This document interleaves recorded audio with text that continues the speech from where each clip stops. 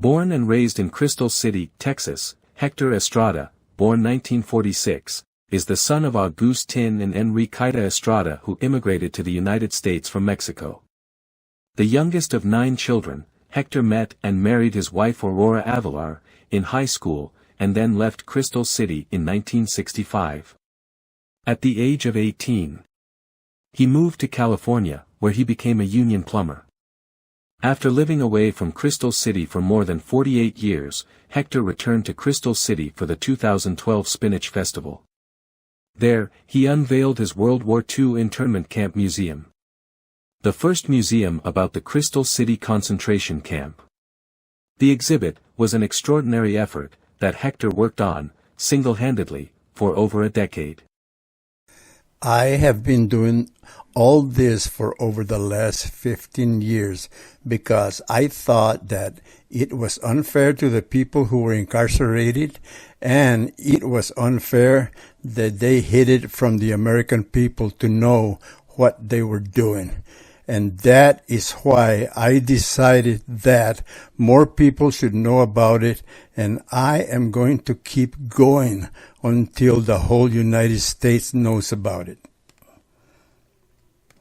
Growing up in Crystal City, Hector had never heard about the World War II concentration camp. According to Hector, his father delivered groceries and bread to the camp but never talked about it. Hector attended Airport No. 1 Elementary School, which students referred to as El Campo Numero Uno, and was the site of the former German school in Crystal City.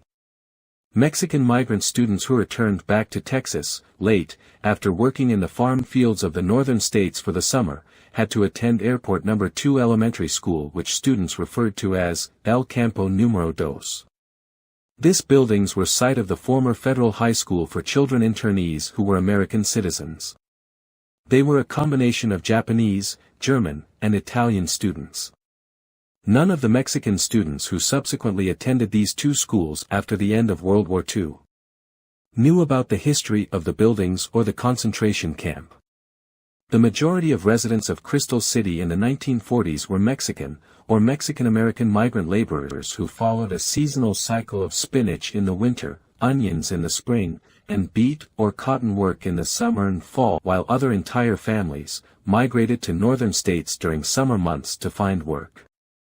A government report of 1941 estimated that 97% of the 5,500 Mexican Americans living in Crystal City at that time were migrant laborers. Making Crystal City their home base, most of these workers were segregated and lived in slum conditions with poor services and limited educational opportunities. In November 2012, Hector set out to share the internment story with his home city. He purchased a car big enough to transport big boxes of detailed 3D exhibits from San Jose to Crystal City. The exhibits lined the walls of 2 rooms.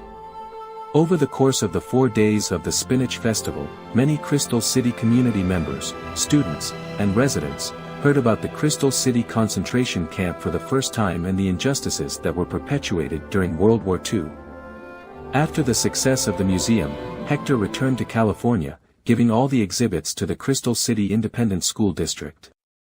In preparation for the November 2019 Crystal City pilgrimage, high school teacher Ruben Salazar and his students installed some of Hector's exhibits and photos in the high school rotunda to welcome survivors, families and friends to the school.